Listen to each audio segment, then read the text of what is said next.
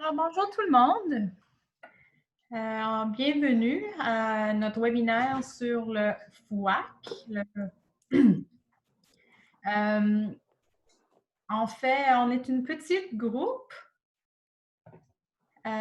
aujourd'hui, une vingtaine de personnes. Alors, je pense que ça va nous permettre d'avoir une bonne conversation. On va commencer, je vais me présenter et présenter d'autres membres de l'équipe. Et ensuite, on va vous donner une présentation qui est un peu un survol autant de la FGM que aussi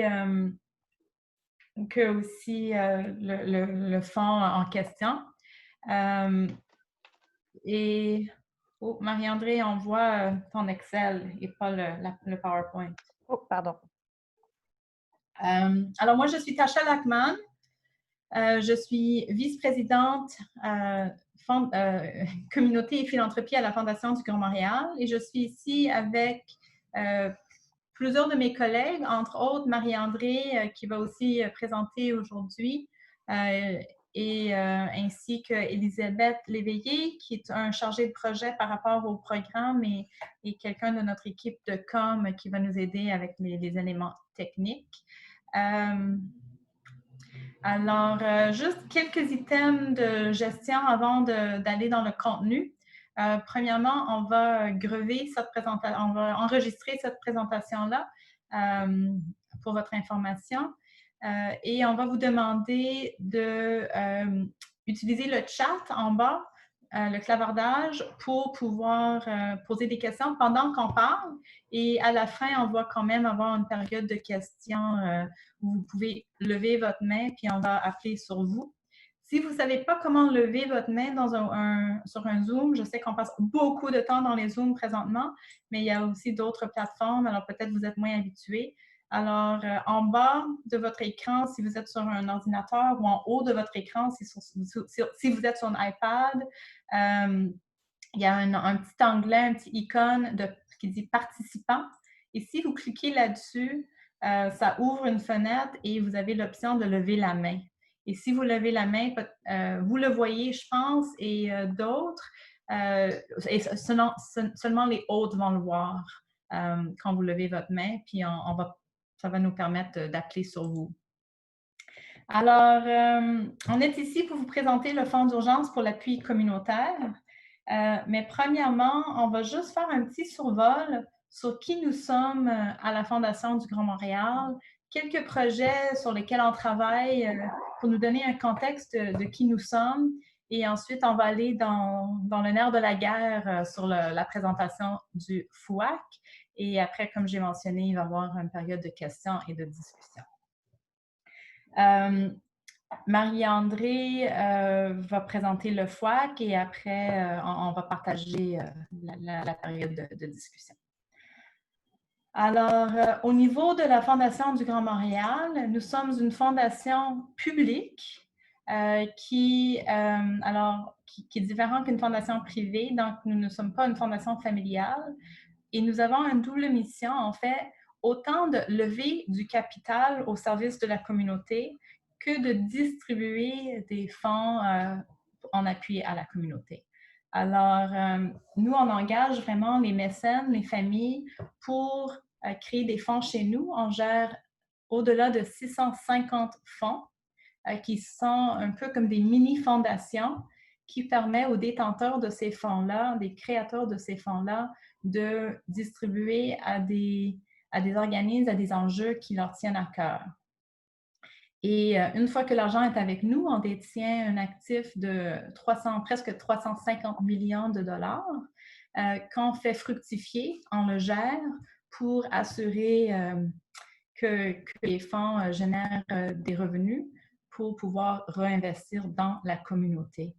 Et on a un témoignage de l'efficacité de notre politique de placement et qu'en date aujourd'hui, malgré le fait qu'on avait perdu quand même plusieurs pourcentages sur les marchés pendant cette pandémie-là, on est revenu à l'état où on l'était avant la crise.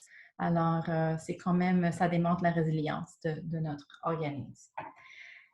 Alors, nous, on fait partie d'un réseau de presque 200 fondations communautaires à travers le Canada, qui est aussi un mouvement qui est à l'international, à travers les États-Unis et ailleurs au monde. Et notre organisme parapluie s'appelle Fondation communautaire du Canada, qui détient au-delà de 6 millions de dollars d'actifs, alors quand même une puissance en philanthropie important. Et c'est ce membership-là au FCC, aux Fondations communautaires du Canada, qui nous permet de participer dans le programme fédéral dont on va vous parler aujourd'hui. Parce que l'objectif du gouvernement fédéral, c'était vraiment de faire descendre l'argent rapidement dans les communautés. Et comme nous, on est ancrés dans la communauté, ça nous permet de distribuer ces fonds-là rapidement. On est impliqué dans plusieurs projets stratégiques à travers le Montréal, la grande région de Montréal, ainsi que la Montérégie. Je veux souligner par contre que la Montérégie n'est pas notre territoire habituel. Je sais que plusieurs d'entre vous vous êtes demandé, mais comment ça la Fondation du Grand Montréal agit dans le Montérégie? Alors, à quelque part, vous avez raison. Notre territoire inclut la Rive-Sud, toujours, la grande région de Montréal. Mais on est une équipe petite et on n'a pas toujours pu agir sur le territoire autant qu'on aurait voulu. Mais avec ce fonds-là, ça nous permet vraiment d'occuper tout notre territoire et pour rendre service, en fait, à notre organisme parapluie et pour apprendre à vous connaître plus aussi, on a accepté pour le programme du FOAC de distribuer l'argent également sur la Montérégie.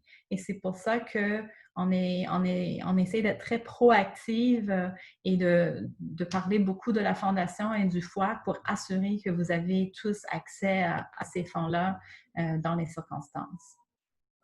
Alors, au niveau des grands projets de la Fondation du Grand Montréal, on vient d'émettre la semaine passée notre projet de signes vitaux, qui est une étude où on regarde les enjeux qui touchent la communauté du Grand Montréal ou les communautés qui font partie de la grande région de Montréal. Et on utilise comme cadre les objectifs de développement durable pour regarder autant les enjeux ponctuels. Et dans cette édition, comme c'est notre 20e anniversaire cette année, on a également regardé les enjeux sur une période de 20 ans. Alors, c'est un peu un portrait. On a pris le pouls, si vous voulez, du Grand Montréal. Et ce qu'on se constate, c'est que malgré une grande croissance économique dans les dernières années, il y a quand même des enjeux sociaux majeurs et il y a eu un manque d'investissement dans le secteur social pendant toute cette période de croissance économique. Et on voit vraiment pendant la crise actuelle, pendant le COVID, les enjeux qu'on connaît déjà. Tout le monde ici, j'imagine que vous êtes sur le terrain, vous connaissez les enjeux dans vos communautés et je présume que vous voyez comme nous que ces enjeux-là sont amplifiés. Alors sur ça, je vais passer à parler de notre fonds collectif COVID. En fait, depuis le début de la crise, on est impliqué à essayer d'appuyer la communauté grâce à l'appui de différentes fondations familiales et on a été très actifs. On a appuyé une centaine de projets au courant des dernières 7-8 semaines. Alors ça nous a vraiment préparé au niveau de l'analyse, au niveau de l'expertise, de pouvoir mettre en place le fonds fédéral qui a été mis en place assez rapidement. Ça a été lancé, comme vous le savez, le 19 mai et nous, on a su le montant, l'enveloppe qu'on avait et les ressources qu'on avait pour le mettre en place la veille. Alors, c'est pour ça qu'on vous invite à un webinaire dernière minute et qu'on est en train d'aller très, très, très rapidement parce que l'échéancier vient rapidement, l'échéancier que le gouvernement fédéral nous a imposé. Alors, sur ça, je passe la parole à Marie-Andrée Farmer, qui est la directrice de ce fonds du FOUAC et qui va vous expliquer un peu plus en détail le fonds. Alors, merci beaucoup et Marie-André, c'est à toi. Bonjour tout le monde, bon matin. Merci d'être avec nous ce matin pour entendre la présentation de la Fondation du Grand Montréal concernant le Fonds d'urgence en appui communautaire. Et ce sera une belle occasion pour nous de répondre à vos questions et d'apprendre à mieux vous connaître. Donc, comme Tacha l'a indiqué, la Fondation du Grand Montréal s'est vue attribuer une portion de l'enveloppe fédérale de 350 millions de dollars qui a été déployée en aide d'urgence pour les organismes de bienfaisance et les OBNL partout à travers le Canada. Cette grande enveloppe-là a été distribuée à travers les fondations communautaires du Canada, Centraide United Way et la Croix-Rouge canadienne pour une distribution rapide. Et l'objectif de faire appel à tous ces groupes, c'était de rejoindre 100% des collectivités canadiennes. Donc, ce qui est important à retenir, et puis il y a un schéma ici qui vous indique la différence ou les éléments différenciateurs entre les bailleurs de fonds, c'est qu'il vous est possible de présenter plusieurs projets au FOAC à travers les différents bailleurs de fonds et même à travers la Fondation du Grand Montréal. Par contre, le même projet ne peut être déposé qu'une seule fois pour la même dépense ne peut être déposée qu'une seule fois à un seul bailleur de fonds. On est en contact constant avec tant Centraide que la Croix-Rouge canadienne pour s'assurer que les projets présentés par les organismes, qu'il n'y a pas de duplication entre les demandes et que la même dépense ne sera appuyée qu'une seule fois.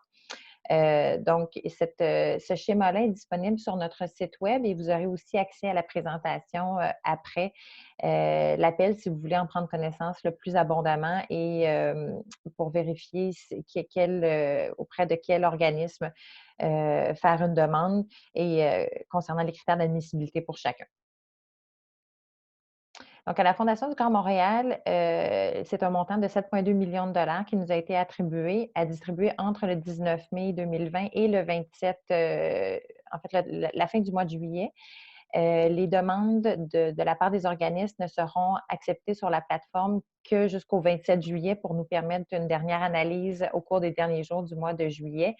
Par contre, la date du 27 juillet est tributaire à la disponibilité des fonds, compte tenu que les demandes de projets, les demandes de subventions sont analysées au quotidien, sont révisées chaque jour par un comité interne à la Fondation du Grand Montréal et il y a un processus, un comité décisionnel qui se tient une ou deux fois par semaine et les allocations sont déterminées à ce moment-là. Donc, il se pourrait que dans des territoires où les demandes sont très, très importantes et les projets nombreux à arriver, qu'on ne puisse pas répondre aux demandes jusqu'au 27 juillet. Notre territoire a été segmenté en 3 territoires, sous-territoires bien précis, donc Laval et la Rive-Nord, l'île de Montréal et la Montérégie qui nous concerne ce matin, qui obtient près de 34 du budget de 7,2 millions, donc environ 2,4 millions de dollars en soutien aux organismes de la Montérégie, donc Rive-Sud directe, mais aussi Montérégie un petit peu plus éloignée. Les organismes qui peuvent être soutenus par la Fondation du Grand Montréal sont évidemment les organismes de bienfaisance enregistrés auprès de l'Agence de revenus du Canada comme organisme de bienfaisance, mais aussi les associations canadiennes enregistrées comme sport amateur, les municipalités, ce qui est nouveau.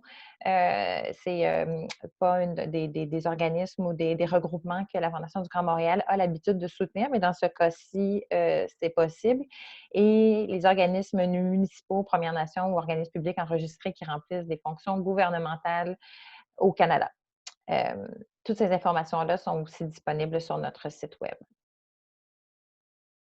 Les projets admissibles doivent répondre à des paramètres de base c'est vraiment sur cette base-là qu'on détermine l'éligibilité des projets.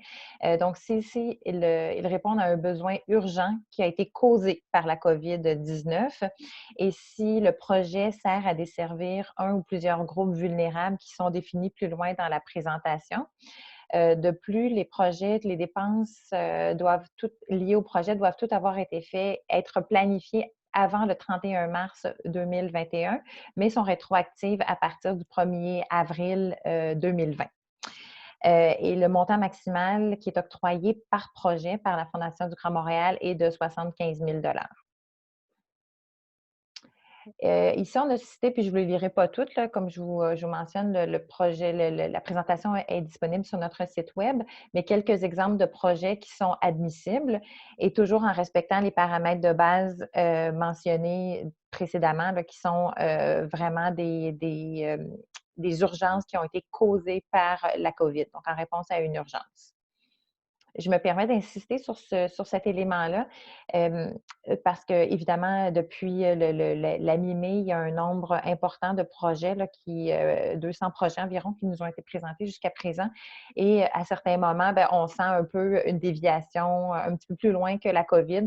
Et c'est important de recentrer les projets vers l'enjeu principal qui nous préoccupe en ce moment.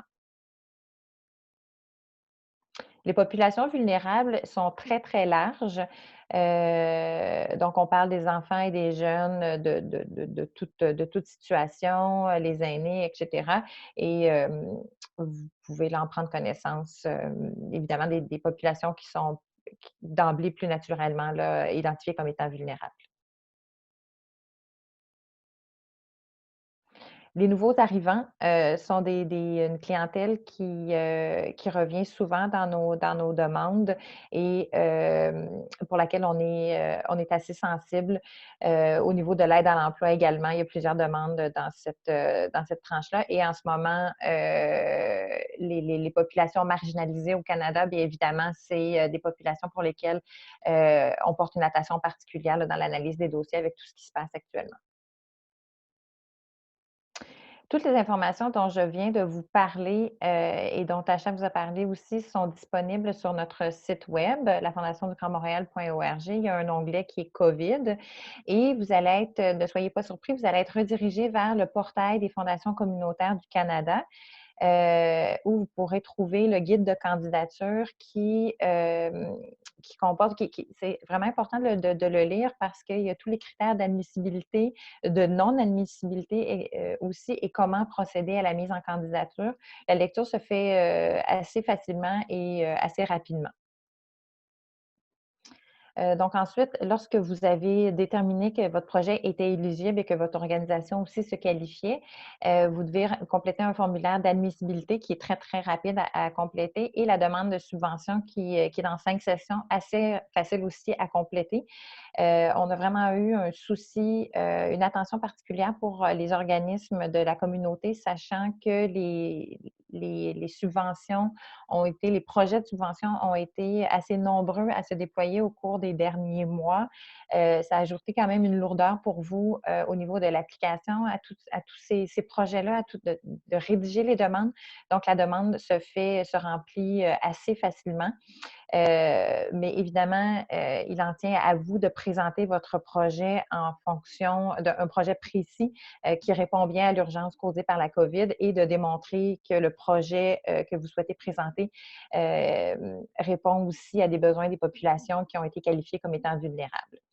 Le budget qui est demandé à l'intérieur de la demande, il y a un modèle Excel à compléter standard. Vous pouvez aussi déposer un autre type de budget qui n'est pas obligatoire, par contre, mais qui est très, très aidant au niveau de la compréhension des sommes qui sont demandées pour bien comprendre le projet qui est demandé. Donc, bien qu'il ne soit pas obligatoire, c'est pour les évaluateurs, on se rend compte que c'est un outil qui nous est très, très profitable et puis qui nous permet de prendre des décisions qui sont éclairées.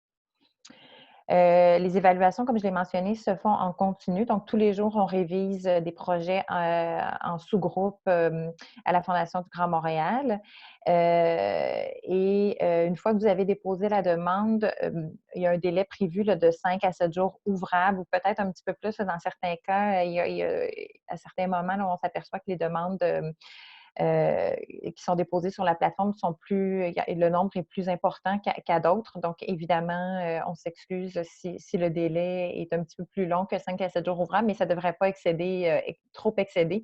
Il y a vraiment des efforts soutenus qui sont mis de notre côté pour que l'évaluation se fasse en continu et surtout de façon très rapide pour qu'ensuite les fonds vous soient envoyés aussi très rapidement parce que, bien évidemment, c'est en réponse à une urgence. Au niveau de la confirmation, lorsque le projet que vous avez déposé, lorsque est évalué et approuvé, vous recevrez un courriel de 2 courriels. En fait, un courriel qui provient de la Fondation du Grand Montréal avec une convention de don à signer et des informations pour nous permettre d'effectuer le virement bancaire. Mais le projet étant chapeauté par les fondations communautaires du Canada, vous recevrez également un courriel des fondations communautaires du Canada qui vous demande sensiblement les mêmes informations. Vous n'avez qu'à les fournir qu'une seule fois, idéalement en réponse au courriel qui vous provient de la Fondation du Grand Montréal. Donc, c'est plus facile pour nous, mais ne pas vous inquiéter, là, il n'y a pas de spam ou de malversation dans cette duplication de courriel. Une reddition de compte est aussi demandée aux organismes qui auront obtenu une subvention avant la fin du mois d'avril 2021. Et puis, le formulaire de reddition de compte est extrêmement allégé et disponible sur notre site Web également. Et il fait partie du courriel d'envoi qui vous est envoyé au moment de la confirmation de la subvention. On demande aussi, et puis il y aura des informations aux organismes qui auront obtenu une subvention, si c'était possible de partager les informations concernant la Fondation du Grand Montréal et le Fonds d'urgence en appui communautaire, le FUAC, sur vos réseaux sociaux. Donc, c'est sûr que nous, on est très, très fiers de participer à ce projet-là et de contribuer à la réponse à l'urgence dans le contexte actuel, à la reprise des activités communautaires. Et donc, on veut en faire un maximum de partage et faire rayonner nos actions, puis surtout les actions de la communauté. Donc, c'est un partage des deux côtés qu'on souhaite réaliser. Ce que vous pouvez faire dans votre cas, comme je viens de vous le dire, évidemment, c'est prendre connaissance des informations qui sont disponibles. Partager si vous faites partie d'un réseau, d'un grand réseau. On cherche évidemment à faire rayonner l'information, à la diffuser le plus largement possible pour qu'un grand nombre d'organismes puissent en bénéficier. On a la Montérégie, comme on l'a mentionné, est un territoire non pas si naturel que ça pour la Fondation du Grand Montréal, mais on est extrêmement fiers d'en faire partie et on veut que l'argent soit investi en soutien aux organismes de la Montérégie. Donc, si vous faites partie d'un grand réseau, n'hésitez pas à partager l'information aux organismes de votre région pour que un nombre maximum d'organismes puissent en bénéficier. Pour plus d'informations, il y a Tasha qui vous a parlé en début de présentation. Et puis, vous avez mes coordonnées aussi. N'hésitez pas à communiquer avec nous. Et puis, pour des questions plus précises ou si vous souhaitez avoir des conversations, ça nous fera plaisir de répondre à vos questions. Mais on est disponible dès maintenant pour répondre à vos questions si vous en avez concernant le fonds d'urgence.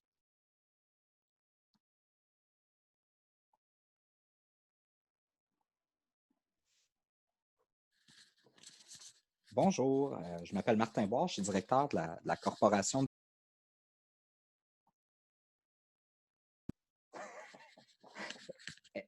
Est-ce que je peux y aller? Est-ce qu'on m'entend? Maintenant, oui. OK. Oui, c'est ça. Martin Boire, je suis directeur de la Corporation de développement communautaire de l'agglomération de Longueuil. J'ai deux, trois petites questions. La première, j'ai dans les organismes admissibles, c'est des organismes de bienfaisance enregistrés. Je sais que Centraide, eux, permettent à ce que des organismes, qu'il y ait des organismes fiduciaires dans le cas d'organismes communautaires qui n'ont pas de numéro de bienfaisance. Est-ce que ça, vous le permettez? Oui, c'est la même chose dans notre Oui, cas. parfait. Oui. OK. Deuxième question, je voulais savoir, pour les redditions de comptes, est-ce que vous êtes en contact avec les autres fondations, Centraide, Croix-Rouge, parce que pour certains projets, il y a une partie qui va être financée par différents bailleurs de fonds. Fait qu'est-ce qu'il va y avoir une genre d'uniformisation des redditions de comptes pour que le groupe, vu que c'est le même projet, n'ait pas à compléter plein de choses différentes? Marie-André, je peux répondre à cette question-là. Martin, merci pour la question. C'est une très bonne question. On fait tout ce qu'on peut pour collaborer avec nos homologues chez Centraide et à la Croix-Rouge. Par contre, comme le gouvernement fédéral a donné ce mandat-là à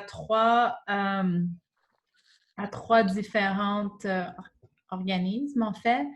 Le gouvernement fédéral exige une reddition de comptes de chacun de nos organismes parapluies.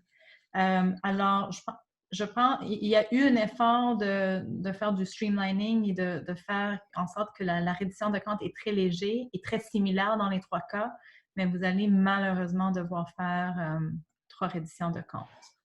Oui, non, ça j'avais pas de doute. C'est juste que des fois, c'est similaire. Tu sais, le copier-coller est plus facile, puis ça facilite.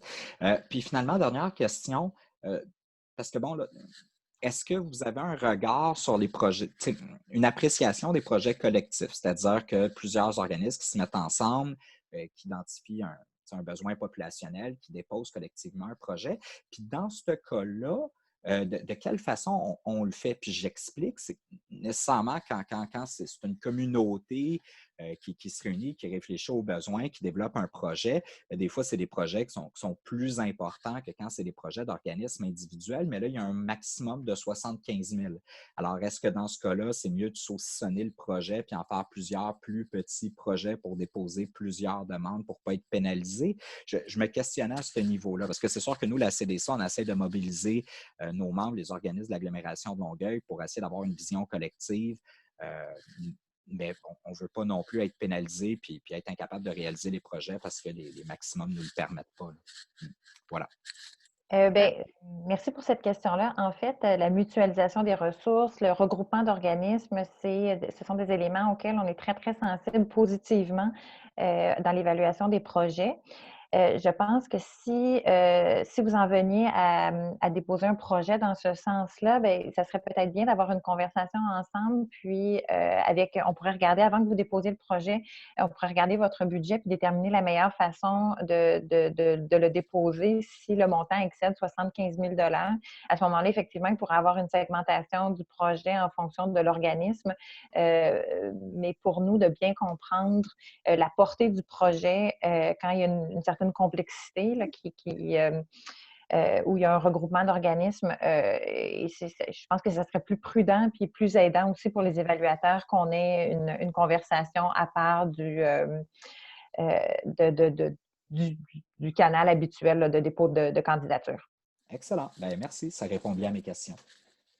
On a une question dans le chat à savoir, est-ce que toute la Montérégie est couverte par la Fondation du Grand Montréal en temps régulier? Pouvez-vous nous en parler un peu plus? Alors, je vais prendre la question. Merci, Elisabeth. En fait, en temps normal, pour le moment, notre territoire, c'est le Grand Montréal, donc le CMM, qui inclut Longueuil et une partie de la Rive-Sud, mais pas toute la Montérégie. Cependant, il n'y a pas une fondation communautaire qui couvre le Montérégie habituellement. Donc, dans le cadre de ce programme-là, pour assurer que tous les territoires du Québec étaient couverts, on s'est porté volontaire pour assurer la couverture de la Montérégie. Et c'est pour ça qu'on est vraiment dans une période de démarchage intensive avec vous pour vraiment assurer que vous sachiez qu'on est là pour vous, que vous sachiez que vous pouvez accéder à ces fonds-là. Alors voilà, est-ce que ça répond à la question? Parfait. Puis il y avait une autre question aussi dans le chat. Comment déterminer à quel bailleur de fonds on fait la demande entre Croix-Rouge, Centraide et Fonds communautaire Canada? Marie-André, veux-tu y aller? Oui, tout à fait. Il y a le schéma que je vous ai présenté un petit peu plus tôt dans la présentation. Qui vous permet de prendre certaines décisions. Et sinon, chacun des 3 organismes dispose sur son site web et de ses critères d'admissibilité, de ses critères d'admission. Donc, ce sera à vous, à l'organisme en tant que tel, de choisir l'organisme qui correspond le mieux au projet qui sera déposé. La Croix-Rouge est le seul des 3 qui peut subventionner des organismes qui n'ont pas le numéro d'Agence de revenus du Canada et qui n'aurait pas de fiduciaire non plus. Donc, dans ce cas-ci, le choix se ferait plus naturellement, mais dans le cas où vous auriez certaines questions, c'est en fonction des paramètres de chacun et de ce que vous pourrez dégager là, comme information en lien avec votre organisme.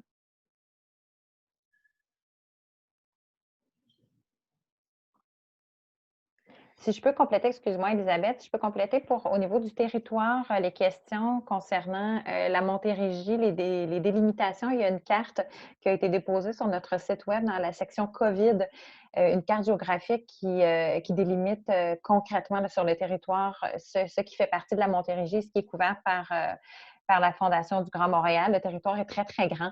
Donc, des organismes, on est limitrophe avec la Fondation communautaire de l'Estrie. Donc, certains organismes peuvent se poser des questions, mais la carte est très précise sur notre site web. On avait une autre question, là, notamment par rapport au délai de traitement de demande, ce à quoi j'ai répondu que c'est un délai de 10 jours ouvrables pour avoir une réponse de la part de Fondation Communautaire Canada et évidemment Fondation du Grand Montréal. On avait une autre question dans le chat. Je vais juste lire, là. Il est vrai que la demande est simple à compléter. Toutefois, il n'y a pas d'endroit pour décrire le besoin à combler en lien avec la COVID-19, ni la précision sur la vulnérabilité de la population. Par exemple, comment ce service aidera-t-il les gens et quelles sont les activités? Quel sera l'avantage sur les bénéficiaires? Est-ce que le fait qu'il manque ces informations nuira à l'analyse des projets par Centraide? Bien, évidemment, je ne peux pas répondre pour Centraide, mais au niveau de la Fondation du Grand Montréal, dans les paragraphes, dans les sections où vous pouvez répondre avec des portions de texte, le plus d'informations que vous pouvez nous transmettre concernant l'urgence de la situation et la clientèle vulnérable, l'analyse se fera beaucoup plus facilement par le comité. Évidemment, le questionnaire certaines imperfections et puis on en est bien, bien conscient. Et c'est pour ça qu'on tient des sessions comme ça pour vraiment vous guider dans la façon, dans le choix de mots que vous utilisez pour décrire votre projet et comment vous décrivez là, la clientèle à qui vous vous adressez.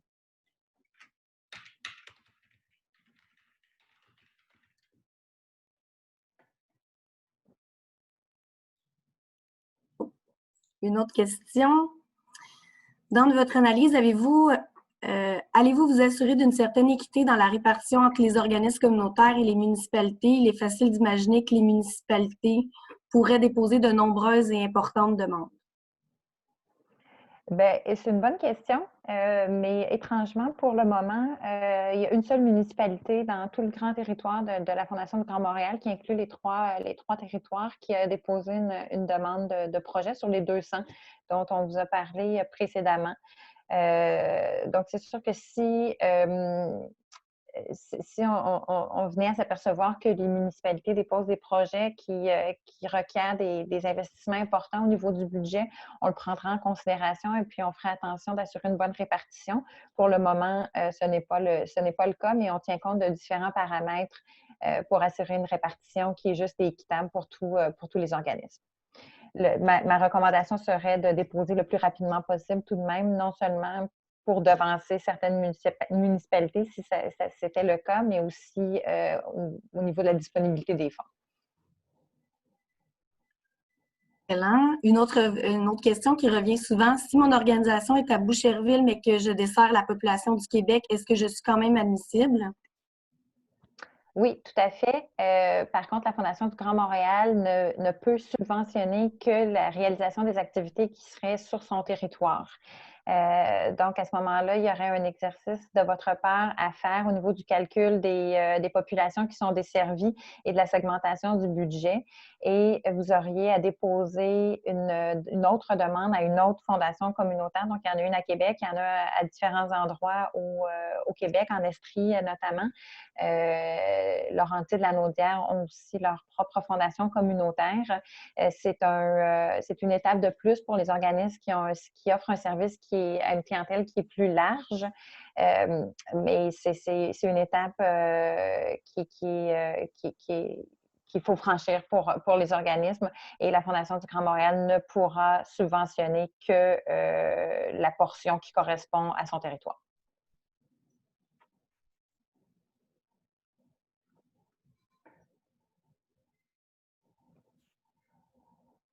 Il n'y a pas d'autres questions dans le chat. Donc, j'invite les gens, là, si vous avez des questions, à activer votre micro et à adresser votre question. On est là pour ça. Moi, je voulais seulement vous remercier. Je suis très contente d'avoir assisté ce matin et je vois une lumière au bout du tunnel pour les familles qu'on aide. Alors, je suis ravie de vous avoir entendu, mesdames, ce matin. Vous êtes de quel organisme, Madame Manta? Oui, en fait, je suis la directrice de Préma Québec pour les parents d'enfants prématurés et les bébés prématurés. Et je vous avoue que la COVID cause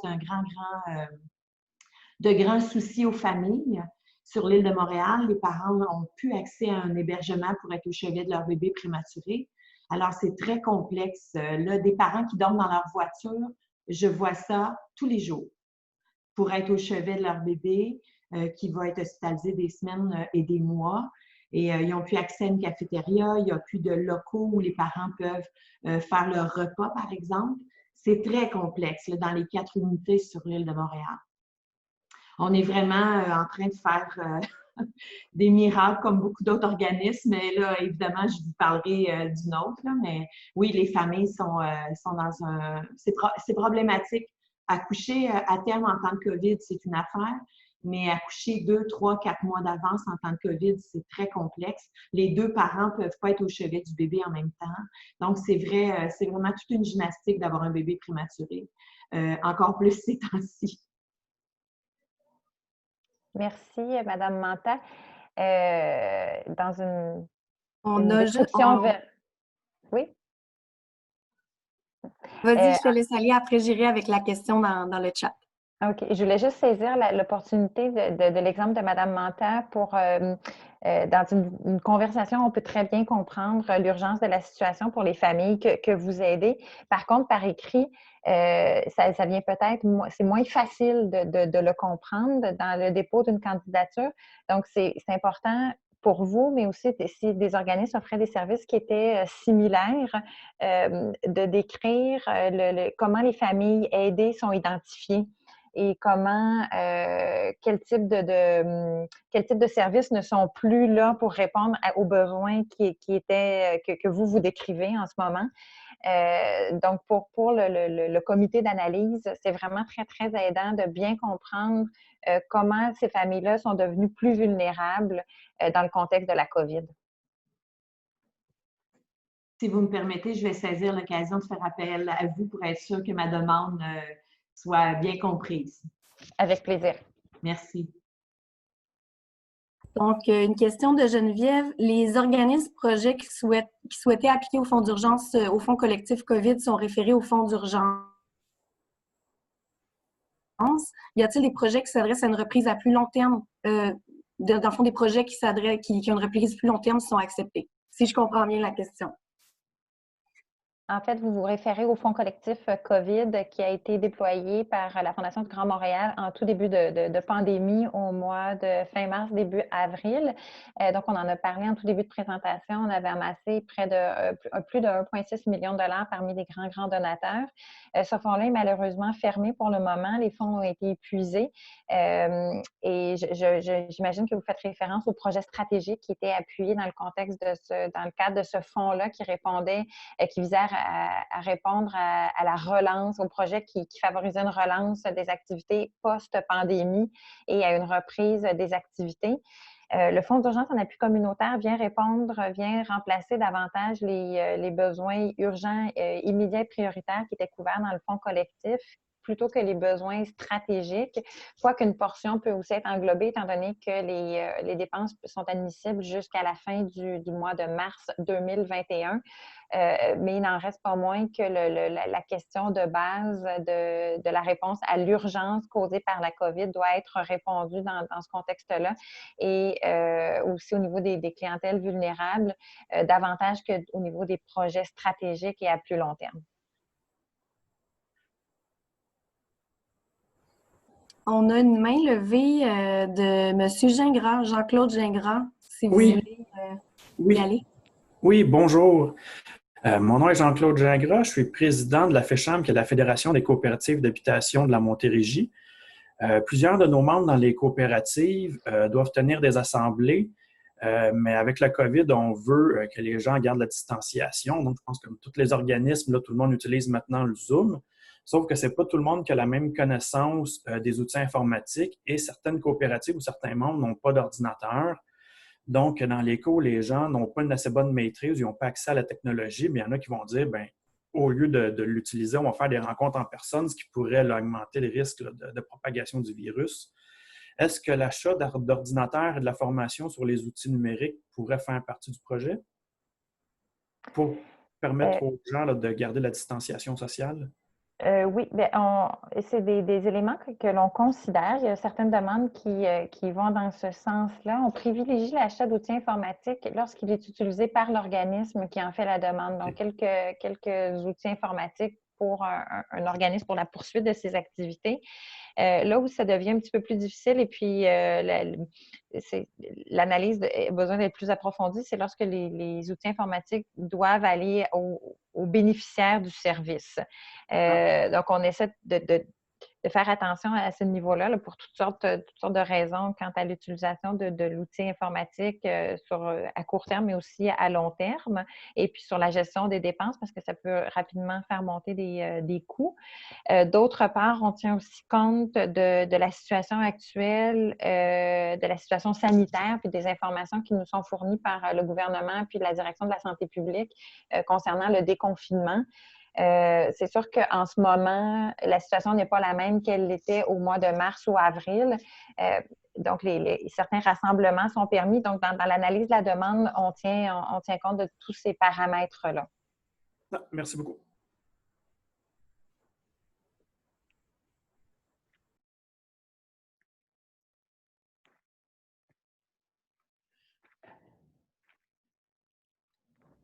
Bonjour, j'aurais une question, mais je ne sais pas comment lever ma main. Voilà. Alors, c'est ça, c'était plus à la Fondation. Tantôt, c'est moi qui ai posé la question sur le territoire. Là. Vous avez parlé de la Rive-Sud. La Rive-Sud, c'est quelque chose qui n'existe pas administrativement. Ce n'est pas une MRC, ce n'est pas une ville. Alors, où on peut retrouver? Je suis allée sur le site web, je n'ai pas trouvé la carte de la Fondation. Pas dans le cadre du COVID, mais dans le cadre de votre mission habituelle. Là.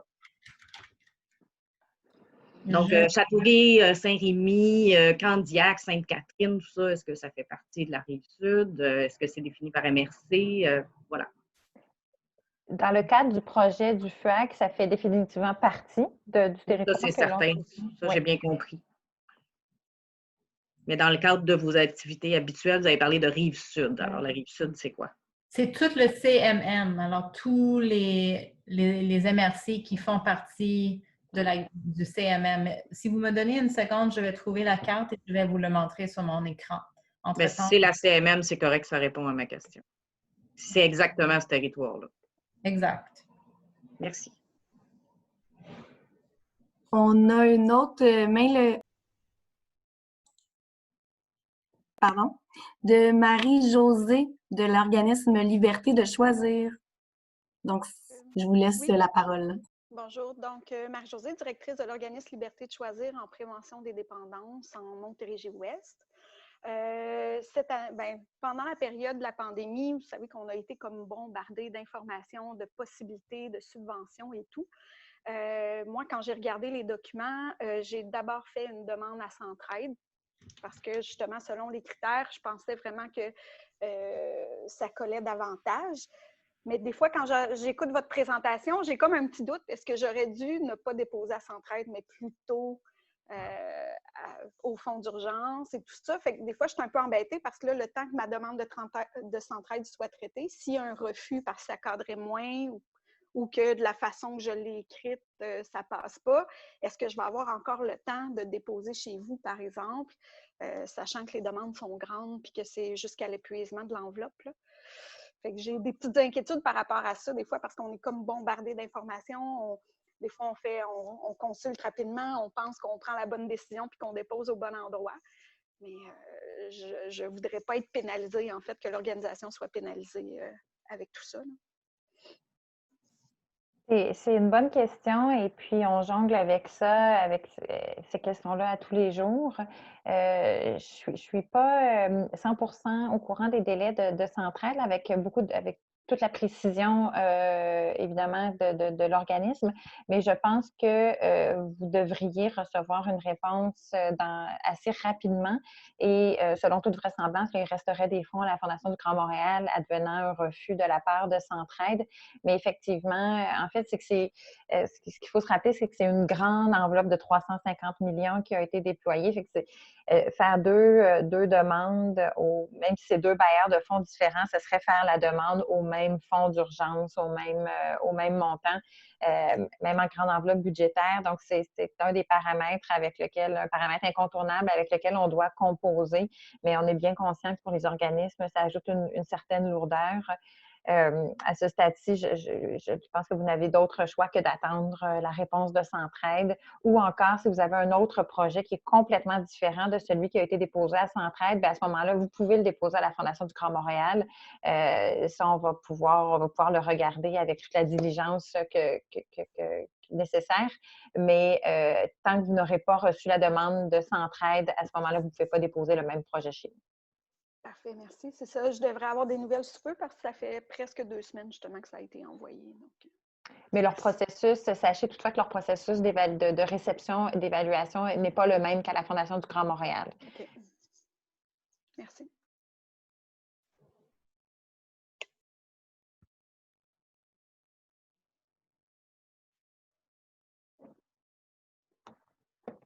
Élisabeth, est-ce qu'on a fait le tour des questions? On a fait le tour des questions dans le chat. Il n'y a pas d'autres questions. Tacha, est-ce que tu veux faire un petit mot de la fin? Mais merci tout le monde d'être venu. J'ai remarqué qu'il y avait une question par rapport à la diffusion de cette présentation-là. Alors, comme on va très, très vite, on n'a pas pu, quand vous vous êtes inscrit pour le webinaire, on n'a pas pu capter tous vos adresses courriels. Donc, on ne peut pas le diffuser à tout le monde qui s'est inscrit. Par contre, on va afficher le PowerPoint et l'enregistrement sur notre site web. Alors, vous allez pouvoir le consulter là. Ou si vous écrivez à ou bien moi ou bien Marie-André, mais on va pouvoir vous en faire part. Alors, merci encore tout le monde du temps, du travail extraordinaire que vous faites sur le terrain. Et si vous avez des questions, on est là pour vous. Ça va nous faire plaisir de répondre des questions plus individualisées et de regarder avec intérêt vos demandes de subvention. Merci encore et je vous souhaite une très bonne journée. Merci tout le monde.